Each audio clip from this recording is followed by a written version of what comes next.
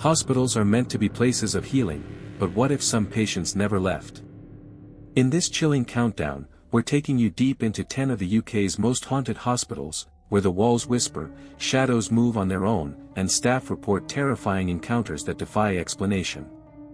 From abandoned asylums to modern wards with dark secrets, these real-life hauntings will make you think twice before walking hospital halls alone. Welcome to the dark side of healthcare, where the ghosts are very real, and they're not done yet. If you love spine-chilling ghost stories and real hauntings, hit that subscribe button and join us for more terrifying tales from the UK. Don't miss out on our next haunted adventure. 1. Seaside Hospital. Seaside Hospital, located on the crumbling cliffs of England's east coast, is one of the most haunted places in the UK. Built in the late 1800s, it started as a small medical facility but later became a mental asylum, where patients were treated with cruel and outdated methods. Many died within its cold, damp walls, and their spirits are said to linger, trapped between this world and the next. The hospital closed in the 1980s, but locals and paranormal investigators swear it is far from empty. Visitors report hearing distant screams, sobbing, and the sound of dragging footsteps in empty corridors. Some have seen shadowy figures peering from broken windows, even though no one has been inside for decades. The most active area is the old surgical ward, where a ghostly nurse has been spotted pushing a rusted wheelchair, as if still tending to patients long gone. One of the most chilling stories is about a patient named Emily, a young woman admitted for depression in the 1920s. According to records, she threw herself from the hospital's tower after years of mistreatment. Since then, many have seen a pale woman in a white gown standing at the same window, staring blankly before vanishing. Others claim to hear her whispering, "It's too late," in the dead of night. Paranormal teams who have explored Seaside Hospital report sudden temperature drops, unexplained scratches, and equipment failures. Some investigators have even captured EVPs, electronic voice phenomena, of children laughing, strange, since the hospital never officially treated young patients. Skeptics say the sounds are just the wind howling through the ruins, but those who have experienced the terror firsthand know better. Today, the hospital stands as a broken shell, its doors sealed but its horrors still alive. Those brave enough to get close after dark swear they feel an overwhelming sense of dread, as if the building itself is warning them to stay away. Whether it's the lost souls of forgotten patients or the echoes of their suffering, one thing is certain. Seaside Hospital is far from abandoned. The dead still walk its halls. 2. Blackwood Asylum. Hidden deep in the woods of northern England, Blackwood Asylum was once a place of fear and suffering. Built in the late 1800s, it housed patients with mental illnesses, many of whom were subjected to brutal treatments like electroshock therapy, ice baths, and even experimental surgeries. The asylum was shut down in the 1950s after reports of abuse and unexplained deaths, but the horrors never truly left. Those who have dared to enter Blackwood tell of a heavy, suffocating feeling, as if the air itself is filled with pain. Visitors hear distant screams, even though the building has been empty for decades. Some say the cries come from the basement, where the worst treatments were carried out. Others report seeing shadowy figures standing in the windows, watching silently as people pass by. The most common sighting is of a tall, thin man in a doctor's coat, believed to be the ghost of a cruel physician who performed horrific experiments on patients. One of the most terrifying stories is about a patient named Thomas, a young man locked away for hearing voices. According to old records, he was kept in solitary confinement for years until he went completely mad. The night he died, nurses reported hearing him laughing uncontrollably, followed by sudden silence. Since then, visitors claim to hear that same eerie laughter echoing through the halls, growing louder before stopping abruptly. Some have even seen a pale, skeletal figure crawling along the walls, whispering nonsense words before vanishing into the dark. Paranormal investigators who have explored Blackwood say the energy inside is overwhelming. Equipment malfunctions, cameras capture strange orbs, and some people feel invisible hands pushing them or tugging at their clothes. The most haunted spot is the old treatment room, where many report a metallic smell, like old blood, and the sound of muffled sobbing. Today, Blackwood Asylum stands rotting, its doors boarded up but its horrors still alive. Locals avoid the area at night, saying the spirits inside are angry and restless. Whether it's the tortured souls of forgotten patients or the lingering evil of those who hurt them, one thing is clear: Blackwood is not just an abandoned building. It is a prison for the dead, and some of them are still screaming to be set free. 3. St. Mary's Psychiatric Hospital. St. Mary's Psychiatric Hospital, a crumbling red brick building on the outskirts of Manchester, has a reputation that makes even brave ghost hunters think twice. Opened in 1892 as a place to treat mental illnesses, it quickly became overcrowded, understaffed, and filled with despair. Patients were often locked away for life, forgotten by the outside world, and many died within its cold, echoing halls. When it finally closed in 1991, the suffering didn't end, it just became ghostly. People who have stepped inside St. Mary's say the air feels thick, like walking through invisible cobwebs. Whispers follow visitors down the corridors, voices murmuring just out of earshot. Some hear their names called when no one is there. Others report sudden cold spots, as if passing through the spirit of someone long gone. The worst area is the old electroshock therapy room, where many claim to hear the phantom screams of patients and smell burning flesh, even though the machines were removed decades ago. One of the most famous ghosts is Matron, a stern-looking nurse who supposedly punished misbehaving patients with cruel punishments. Visitors have seen her apparition gliding through the halls, her old-fashioned uniform rustling as she moves. Some say she stares at intruders with hollow eyes before disappearing through a wall. Others have felt her icy grip on their arms, as if she's still trying to control anyone who enters her domain. Then there's the crying boy, a spirit said to haunt the children's ward. Though records show St. Mary's mostly treated adults, people have heard a child sobbing late at night, the sound moving from room to room. Paranormal investigators have caught faint whispers saying, "Help me," on their recordings. Some believe it's the ghost of a patient's child who died there in secret, though no official records exist. Urban explorers and ghost hunters who've spent nights in St. Mary's tell of doors slamming by themselves, shadow figures darting around corners, and an overwhelming sense of being watched. Many leave feeling drained, as if the building itself feeds on the living. Today, St. Mary's stands empty, its windows broken, its halls dark. But those who listen closely swear they can still hear the echoes of the past, the screams, the whispers, the unending sadness of souls who never really left. The hospital may be closed, but the ghosts are still very much alive. For the Royal Infirmary, Haunted Wing. The Royal Infirmary is still a working hospital, but one wing stands empty and locked, a place where nurses hurry past and patients are never placed. This abandoned section, closed since the 1970s, has a reputation so chilling that even doctors who don't believe in ghosts avoid it after dark. Built in the Victorian era, this wing once housed tuberculosis patients, many of whom died slow, painful deaths in its narrow iron beds. Their suffering left a mark that never faded. Night staff working in the active parts of the hospital tell strange stories. The sound of old-fashioned medical carts being wheeled down the empty corridor of the closed wing, their squeaky wheels unmistakable. The ghostly glow of lights flickering on in rooms where the electricity was cut off years ago.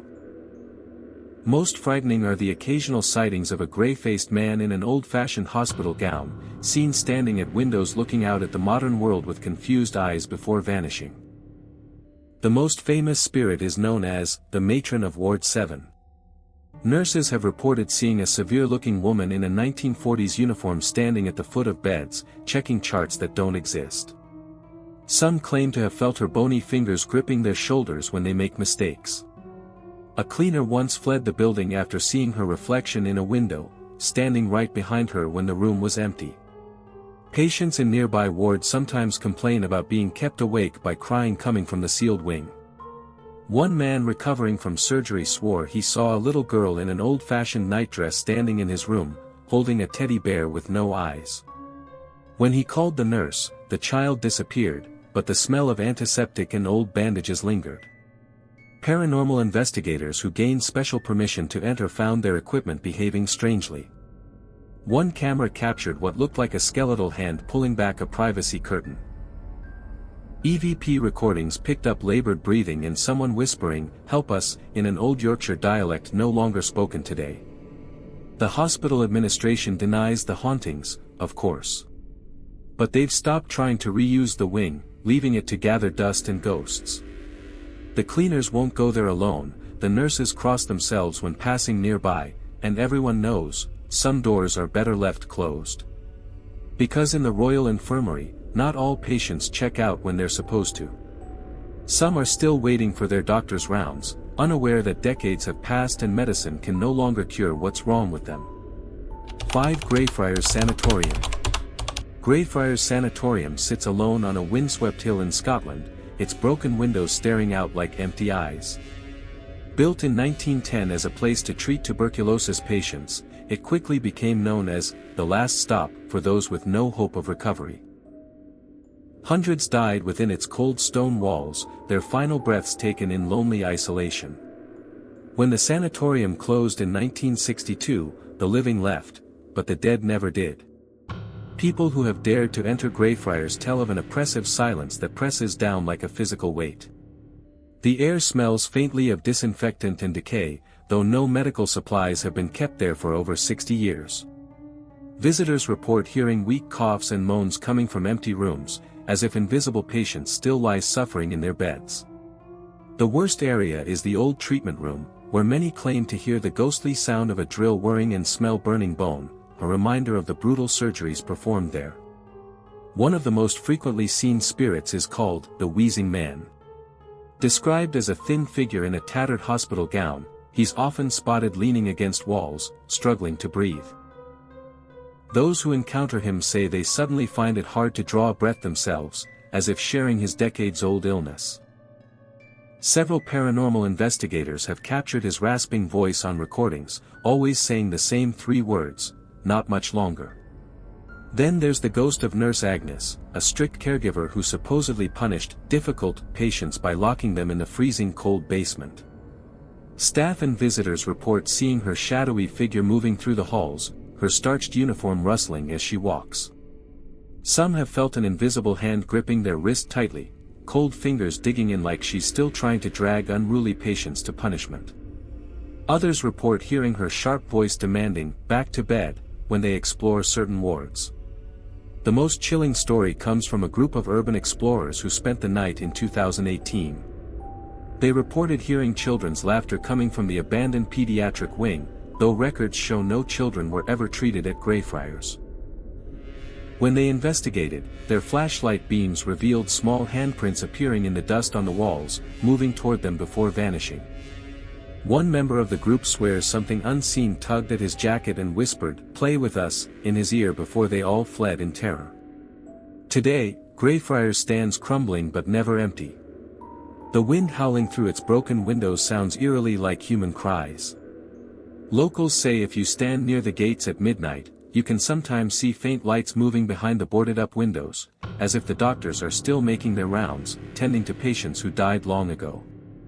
The sanatorium may be closed, but its suffering continues, trapped forever within those cold stone walls. 6 Brookwood Military Hospital. During World War II, Brookwood Military Hospital in Surrey was a place of screams and sacrifice. Built to treat wounded soldiers, its corridors ran red with blood as doctors worked around the clock to save men torn apart by war. Many didn't make it. Their final moments were filled with pain, fear, and the distant sounds of bombs falling. Today, though the hospital stands abandoned, those same screams seem to echo through its empty halls, along with the ghostly footsteps of soldiers who never truly left. Visitors to Brookwood describe an eerie feeling of being watched the moment they step inside. The air smells strange, a mix of old medicine, rust, and something more unsettling, like dried blood. In the old operating rooms, people report hearing the clink of surgical tools and sudden, agonized moans, as if invisible patients are still being treated. Some have seen shadowy figures in military uniforms slumped against walls, their wounds still fresh, their faces twisted in pain. The most famous ghost is the limping sergeant. Many have seen him, a soldier in a tattered uniform, dragging his left leg behind him as he walks the corridors. His face is pale, his eyes hollow, and he always disappears when approached. Some say he's searching for his missing squad, others believe he's looking for the doctor who couldn't save him. Paranormal investigators have recorded his voice whispering, "Where's my rifle?" as if he's still fighting a battle that ended decades ago. Then there's the weeping nurse, a woman in a 1940s-style nurse's uniform seen kneeling in the old recovery wards. Witnesses say she sobs uncontrollably, her hands covering her face, before vanishing into thin air. Some believe she's the spirit of a real nurse who worked herself to exhaustion during the war, only to collapse and die in the hospital. Others say she's mourning the soldiers she couldn't save, her grief so strong it lingers like a ghost. The basement is the most terrifying part of Brookwood. It was used to store the bodies of soldiers who didn't survive their injuries, and visitors say the cold down there isn't natural. People report hearing dragging footsteps, as if something is slowly moving between the old storage racks. Some have felt invisible hands grabbing at their ankles, while others have seen dark figures standing motionless in the corners, watching silently. Brookwood Military Hospital closed years ago, but the war isn't over for the spirits trapped inside. The soldiers still march, the nurses still weep, and the echoes of suffering remain. At night, locals claim to see flickering lights in the windows, like lanterns carried by medics making their rounds. The dead of Brookwood don't rest. They're still fighting, still bleeding, still waiting for a peace that never came. 7. The Old Whitby Infirmary. Perched on the cliffs overlooking Whitby's jagged coastline, the Old Whitby Infirmary has watched over the town since 1840. What began as a workhouse for the poor later became a hospital where people came to die from cholera, tuberculosis, and the injuries of hard labor. The building absorbed so much suffering that even after closing in 1980, the walls seem to remember every cry of pain. Now its broken windows stare out at the North Sea like empty eye sockets, hiding horrors within. Visitors brave enough to enter describe an immediate sense of being unwelcome. The air hangs thick with the smell of antiseptic and damp wool, though no medicine has been stored here for decades. Footsteps echo strangely, as if someone is walking just behind you but always stays out of sight. In the old tuberculosis ward, many report hearing wet, ragged coughing from empty corners. Some have felt invisible hands clutching at their clothes, like patients begging for help that never came. The most commonly seen ghost is called the Sister, a stern Victorian nurse who appears dressed in stiff, old-fashioned uniform. She's been spotted gliding through corridors holding a lantern that casts no light, her face frozen in disapproval. Urban explorers tell of equipment malfunctioning when she's near, and some claim to have been pushed downstairs by unseen hands. A group of ghost hunters once captured an EVP of a woman's voice snapping, "Quiet, or you'll disturb the patients," in an empty room. In the basement morgue, the terror reaches its peak. Visitors report hearing dragging sounds and the creak of rusty drawer handles moving on their own. Thermal cameras have captured cold spots shaped like human figures lying on the old autopsy tables. The worst account comes from a local photographer who swears something whispered, "Don't take my picture," directly in his ear before his camera was ripped from his hands and smashed against the wall. Perhaps the saddest spirit is Little Alice, a child ghost said to haunt the former pediatric wing. Visitors hear giggling and the sound of a ball bouncing, but the noises stop when investigated. Some have seen small handprints appear in the dust on windows. The most chilling detail? Whitby's records show no children's ward ever existed in the infirmary, leaving Alice's origins a terrifying mystery. Today, the crumbling infirmary stands as a monument to forgotten suffering. Fishermen out at night sometimes report seeing lights moving behind its boarded windows. Neighbors claim to hear phantom ambulance bells echoing up the cliffside road. The building may be abandoned, but something inside still remembers its painful past, and isn't ready to be forgotten. The old Whitby Infirmary doesn't just house ghosts, it is itself a ghost, a skeletal reminder of medical horrors best left in the past. 8 Cane Hill Hospital. Cane Hill Hospital in Croydon was more than just a mental institution, it was a place where people disappeared from society. Opened in 1883, this sprawling Gothic complex housed thousands of patients deemed incurable by Victorian standards. Many spent their entire lives within its cold brick walls, subjected to now unthinkable treatments like ice baths, straitjackets, and experimental lobotomies. When it finally closed in 1991, the abandoned hospital became a magnet for ghost hunters, all drawn by stories that the tortured souls of former patients never left. The moment you step onto the overgrown grounds, you feel watched. The empty windows seem to follow your movements like hollow eyes. Inside, the peeling walls are covered in decades of graffiti, but underneath you can still see the original paint, that particular shade of institutional green meant to calm disturbed minds. Visitors report hearing phantom screams coming from the electroshock therapy rooms, even though the equipment was removed years ago. Others smell sudden, overwhelming odors of antiseptic and urine in corridors that have been dry for 30 years. The Watcher is Cane Hill's most feared ghost, a tall, thin figure always seen standing at the end of corridors or peering from upper floor windows. Those who've encountered him say he wears an old-fashioned doctor's coat and holds a clipboard, as if still making his rounds. The strange part? He never comes closer, just stands there watching, his face blurred like an out-of-focus photograph. Several visitors have reported their cameras malfunctioning when trying to capture his image, only to work perfectly again once they leave his vicinity. The hospital's chapel is particularly active. Though the roof has collapsed, visitors report hearing ghostly hymns sung in discordant voices at exactly 3:17 a.m., the time when morning medication was traditionally given. Some have seen shadowy figures kneeling at broken pews, their heads bowed as if in prayer. EVP recordings here often pick up whispering, with one clear voice repeatedly saying, "They're coming to take me away." A phrase that chills the blood when you know many patients arrived here against their will. Perhaps most disturbing are the basement tunnels. This is where the most violent patients were kept, and the air feels different down here, thicker, harder to breathe. Visitors report hearing chains rattling and hands pounding on the other side of bricked-up doorways. Thermal imaging has captured human-shaped cold spots that move toward living people before vanishing. In 2012, an urban explorer swore he saw dozens of pale faces pressed against the small, barred windows of sealed isolation cells, though when he approached, the faces disappeared and the windows were clearly boarded shut from the inside. Cane Hill was mostly demolished in 2018, but the remaining structures still hold their dark energy.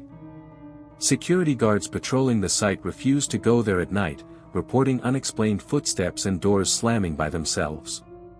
The hospital may be gone, but something lingers. The echoes of thousands of forgotten lives, their suffering imprinted on the very bricks and mortar. Cane Hill's patients may have died decades ago, but in its haunted corridors, it's always 1883, and the treatments never end. 9 Nightingale Hospital, abandoned wing. Behind the modern facade of London's still-functioning Nightingale Hospital lies a secret, a sealed wing that hasn't seen daylight since 1978. While the main hospital continues treating patients, this forgotten section stands frozen in time, its doors chained shut for reasons the administration won't discuss. Those who've slipped past the barriers tell stories that explain why nurses hurry past certain corridors and why cleaning staff refuse to enter the old wing alone after dark. The abandoned section was originally built in 1923 as a tuberculosis ward, with wide balconies where patients could sleep in the open air. When TB was conquered, it became a geriatric unit, then finally a psychiatric ward before being abruptly closed. The moment you step through the dividing doors, the temperature drops dramatically. The air smells stale, with an underlying hint of old bandages and something more unpleasant, like infected wounds that never healed. Visitors report hearing the squeak of wheelchair wheels and the faint beeping of heart monitors, though the equipment was removed decades ago. The most common apparition is the gas mask nurse, seen wearing an old-fashioned plague mask and pushing an empty medicine cart. She appears most often in the former TB ward, her leather mask creaking as she turns her head to watch intruders. Those who've encountered her say their breath suddenly becomes labored, as if they've caught the disease she's still fighting. Hospital staff whisper that she was a real nurse who worked herself to death during a tuberculosis outbreak, and now continues her rounds in the afterlife. Room 217 holds a particularly nasty energy. This was where violent psychiatric patients were restrained, and visitors report feeling hands grabbing at them from empty beds. Some have captured photos showing deep indentations in the dusty mattresses, as if invisible patients still lie there. The worst account comes from a maintenance worker who entered in 2015. He swears something whispered, "Get out," directly into his ear before all his tools flew off his belt and scattered across the floor. The basement morgue is where most paranormal investigators refuse to go. The old body drawers still remain, their mechanisms rusted shut. Yet visitors report hearing them sliding open and closed by themselves, accompanied by the sound of something heavy being dragged across the concrete floor. Thermal cameras have repeatedly captured a human-shaped cold spot that moves toward living people before disappearing near the autopsy drain. What makes Nightingale different from other haunted hospitals is that its active wing means the dead share space with the living. Night nurses report seeing elderly patients wandering halls that no longer exist, only for them to vanish when approached. Patients recovering from surgery sometimes complain about being woken by a mean nurse in old clothes, checking their IVs, though no such staff member works there. The hospital management denies all supernatural claims, but their actions tell another story. The dividing doors are kept locked with multiple deadbolts. Security cameras facing the abandoned wing mysteriously malfunction. And every few years, workmen are sent to repair the same chain-link fence that keeps separating from its posts for no apparent reason. Nightingale's abandoned wing stands as a dark shadow to the modern hospital, a place where time stopped, but the suffering continues. The nurses still make their rounds, the patients still cry out in pain, and something in the basement still drags itself across the floor each night at precisely 3 a.m. The living may have moved on, but in those sealed-off corridors, the past is very much alive. 10 Hellingly Hospital. Deep in the East Sussex countryside, Hellingly Hospital stands as a crumbling monument to the darkest days of mental health treatment. Opened in 1903, this massive asylum housed over 2,000 patients at its peak, people with real illnesses, yes, but also unmarried mothers, epileptics, and anyone else society wanted to hide away. The treatments here were brutal: ice baths, straitjackets, electroshock therapy without anesthesia. When it closed in 1994, the patients were freed, but something else remained behind in the echoing corridors and peeling wards. Walking through Hellingly today feels like stepping into a nightmare. The long hallways seem to stretch on forever, their walls covered in flaking paint and strange scratches. Visitors report hearing phantom footsteps pacing behind them, always getting closer but never catching up. In the old women's ward, many have heard sobbing coming from empty rooms, along with the sound of someone rocking back and forth in a squeaky chair. The air smells like old medicine and something worse, the metallic tang of fear that seeped into the very bricks. The most famous ghost is the Running Man, seen dashing through the upper floor corridors in a tattered hospital gown. Witnesses say his face is twisted in terror, like he's running from something only he can see. Some believe he was a patient who died trying to escape, others say he's still running from the treatments that destroyed his mind. Paranormal investigators have recorded his panicked breathing and the slap of bare feet on linoleum, even when no one is there. Then there's the ghost of Matron Bridges, a real-life nurse who worked at Hellingly for 40 years. She's been spotted in the old administration wing, her starched uniform crisp and white despite decades of dust. Those who encounter her say she stares with cold, disapproving eyes before pointing toward the exit, her silent way of telling intruders they don't belong. Some visitors report feeling an icy hand pushing them toward the doors, though no one is there. The most terrifying area is the electroshock therapy room. Even though the equipment was removed, visitors say they can still hear the buzz of electricity and smell burning hair. Some have experienced sudden muscle spasms as if being shocked themselves. In 2012, a ghost hunting team captured clear EVPs of someone screaming, "Stop! Please stop," followed by the sound of a machine powering up. Hellingly's underground tunnels tell another horror story. These passageways were used to move patients between buildings unseen by the public. Today, they're pitch black and filled with the sound of dragging chains. Visitors report feeling unseen hands brushing against them in the darkness. Thermal cameras have captured dozens of human-shaped cold spots down there, all moving in the same direction, as if the ghosts are still being led to their treatments. The hospital is mostly demolished now, but the remaining buildings still hold their dark energy. Locals say if you stand near the old gates at night, you can sometimes hear a chorus of screams coming from empty windows. Security guards report seeing lights moving through abandoned wards at 3 a.m., the time when night medication was given. Hellingly Hospital may be closed, but its ghosts are still trapped in their endless routines. The nurses still patrol, the patients still cry, and the echoes of suffering still vibrate through the crumbling walls. This wasn't just a hospital, it was a prison for minds, and some souls are serving life sentences long after death. The treatments may have ended, but the pain remains, etched into the very air of Hellingly.